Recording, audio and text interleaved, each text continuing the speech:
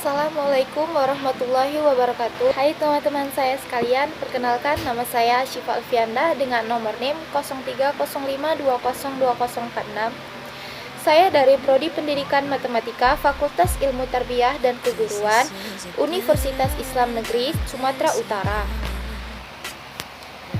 Video ini merupakan video pembelajaran mata kuliah Bahasa Indonesia dengan dosen pengampu Ibu Junaida MPD. Materi yang akan saya jelaskan adalah materi paragraf. Saya akan menjelaskan apa itu paragraf, apa-apa saja syarat dan fungsi paragraf, bagaimana unsur dan kerangka paragraf, kemudian yang terakhir macam-macam paragraf. Baiklah, saya akan mulai yang pertama mengenai pengertian paragraf. Apa sih paragraf itu? Paragraf adalah satuan bentuk bahasa yang biasanya merupakan hasil penggabungan beberapa kalimat. Paragraf merupakan inti penuangan buah pikiran dalam sebuah karangan. Satu paragraf sekurang-kurangnya 2 kalimat, tetapi pada umumnya paragraf lebih dari 2 kalimat. Dalam paragraf terkandung satu unit buah pikiran yang didukung oleh semua kalimat dalam paragraf tersebut. Mulai dari kalimat mengenal, kalimat utama atau kalimat topik, kalimat penjelas, sampai kepada kalimat penutup. 2. Fungsi dan syarat paragraf. Kita harus mengenal fungsi paragraf itu apa saja. Fungsi pembentukan paragraf itu yang pertama menampung bagian kecil gagasan utama, yang kedua memudahkan pemahaman jalan pikiran pengarang, yang ketiga pengarang melahirkan pikiran secara sistematis, yang keempat pembaca mudah mengikuti dan memahami alur pikiran pengarang. Yang keempat, pembaca mudah mengikuti dan memahami alur pikiran pengarang. Yang kelima, membentuk penggalan-penggalan pikiran pengarang. Yang keenam, sebagai tanda pikiran baru dimulai. Yang ketujuh, memungkinkan perhatian lebih lama daripada akhir kalimat dan konsentrasi terhadap pikiran utama. Selanjutnya, syarat-syarat paragraf itu apa saja? Yang pertama, kesatuan. Yang kedua, kepaduan. Yang ketiga, isinya harus relevan dan dengan karangan. Yang keempat, pengembangan. Unsur-unsur paragraf ada 3. Yang pertama, kesatuan. Kesatuan berarti ada hubungan mengenai masalah dan tema dalam pengembangan. Kalimat-kalimat dalam satu paragraf harus menggambarkan hubungan dan menunjukkan ikatan untuk mendukung suatu gagasan atau pikiran sebagai pokok pikiran. Yang kedua, koherensi. Koherensi yaitu kekompakan hubungan antara sebuah kalimat dengan kalimat lainnya yang membentuk satu paragraf. Misalnya di dalam satu paragraf terdapat kalimat yang awal. Kalimat awalnya itu menjelaskan sebuah tema. Kemudian satu paragraf tersebut menjelaskan tema tersebut. Yang ketiga, pengembangan. Pengembangan merupakan gambaran mengenai kesatuan dan penyatuan akan jelas terlihat dalam pengembangan paragraf. Sebelum membuat paragraf, sebaiknya menyusun kerangka paragraf terlebih dahulu. Karena dengan menyusun sebuah kerangka paragraf, maka akan mempermudah penulis dalam membentuk suatu paragraf. Adapun penyusunan paragrafnya sebagai berikut. Yang pertama sekali kita membuat kerangka paragraf, yaitu menentukan tema terlebih dahulu. Yang kedua, menentukan ide pokok dengan menuangkan kalimat yang menjadi dasar paragraf, atau kita mencari kalimat utama atau top dasarnya. Yang ketiga sampai yang seterusnya, yaitu menuliskan kalimat penjelas untuk mendukung ide pokok atau menjelaskan kalimat topik dengan kalimat-kalimat penjelas lainnya. Untuk yang kelima, apa saja sih macam-macam paragraf? Macam-macam paragraf itu ada 3. Yang pertama berdasarkan isinya, yang kedua berdasarkan letak kalimat utamanya, yang ketiga berdasarkan fungsinya. 1. Jenis paragraf berdasarkan isinya. Yang pertama itu ada paragraf deskripsi. Paragraf deskripsi adalah paragraf yang menggambarkan suatu objek sehingga pembaca seakan melihat, mendengar, atau merasa objek yang digambarkan itu. Adapun contoh paragraf deskripsi adalah seperti aku masuk ke dalam sebuah rumah tua yang memiliki halaman yang luas. Terdapat pohon rambutan di tengah halaman yang penuh rumput halus. Terlihat dari jendela tua yang sangat besar dan terdapat banyak barang yang tersusun rapi dan dipenuhi debu, sehingga semakin terlihat betapa angkernya rumah tersebut. Di contoh ini kita dapat melihat bahwa kita dapat merasakan atau melihat rumah tua tersebut. Dan itulah namanya contoh paragraf deskripsi. Yang kedua ada paragraf narasi. Paragraf narasi adalah paragraf yang menceritakan atau mengisahkan kejadian atau peristiwa yang bentuk ini mementingkan urutan kejadiannya. Perhatikan contoh berikut. Pada tanggal 4 Juli 1927, Insinyur Soekarno mendirikan Partai Nasional Indonesia atau PNI dengan tujuan Indonesia segera merdeka. Namun, nyatanya pada tanggal 29 Desember 1929, Belanda memasukkan beliau ke dalam penjara Sukamiskin di Bandung. Sampai pada tanggal 31 Desember 1931. Beliau dibebaskan dan kemudian bergabung dengan Partindo, namun untuk yang kedua kalinya, Insinyur Soekarno ditangkap dan dibuang ke Ende Flores pada tahun 1933. Kemudian, beliau dipindahkan ke Bengkulu. Setelah melewati perjuangan yang cukup panjang, beliau bersama Bung Hatta memproklamasikan kemerdekaan Republik Indonesia pada tanggal 17 Agustus 1945. Mengapa paragraf ini merupakan contoh paragraf narasi? Karena paragraf ini menceritakan tentang Insinyur Soekarno yang mendirikan Partai Nasional Indonesia berdasarkan urutan kejadiannya. Maka paragraf ini disebut paragraf narasi. Yang ketiga adalah paragraf eksposisi. Paragraf eksposisi adalah paragraf yang menginformasikan suatu teori, teknik, kiat, atau petunjuk, sehingga orang yang membacanya akan bertambah wawasan.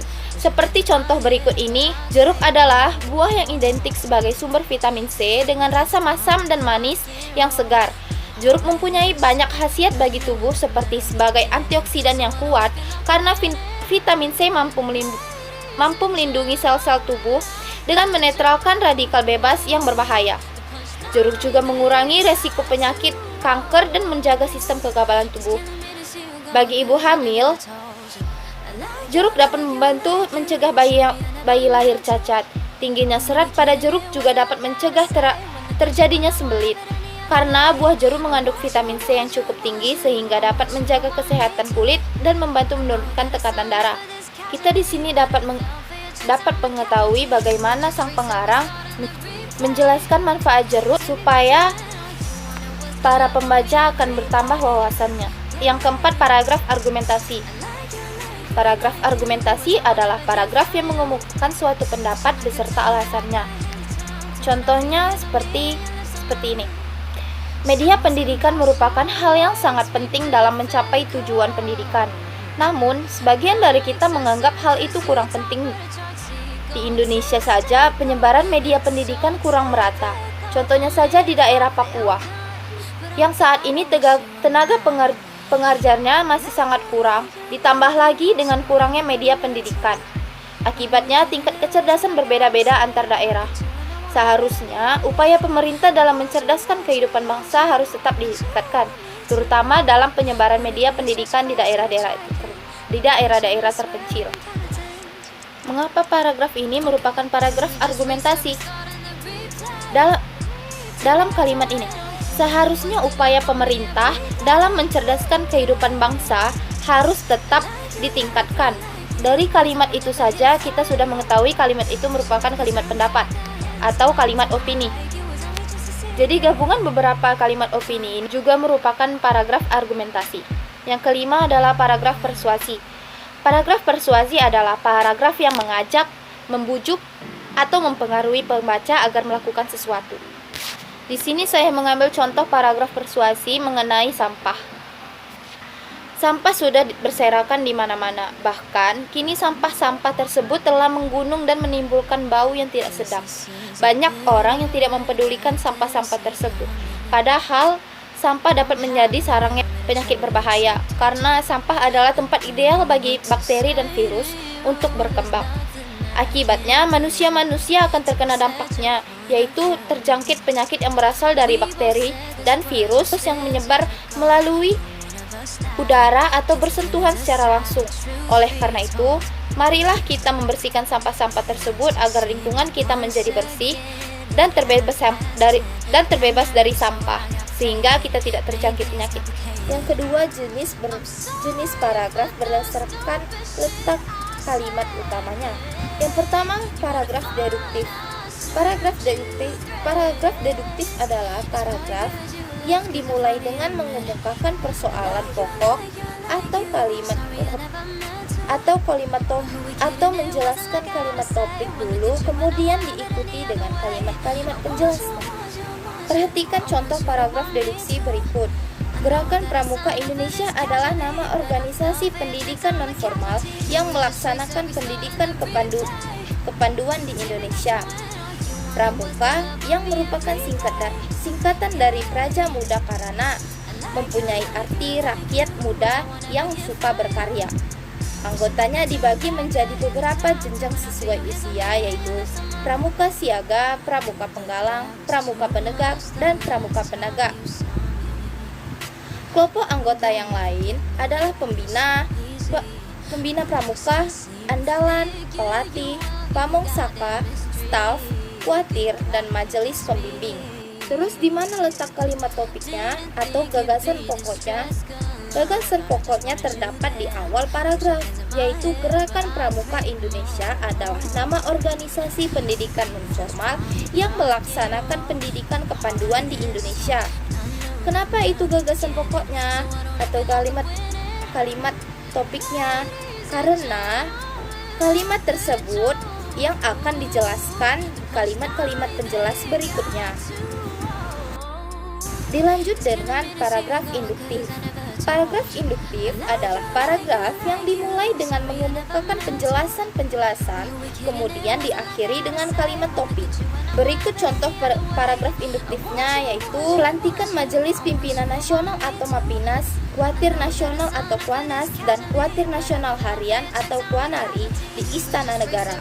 Diikuti dengan penganugerahan Panji Gerakan Pramuka kepada Ketua Kuanas Sri Sultan Hamengkubuwono IX pada tanggal 14 Agustus 1961.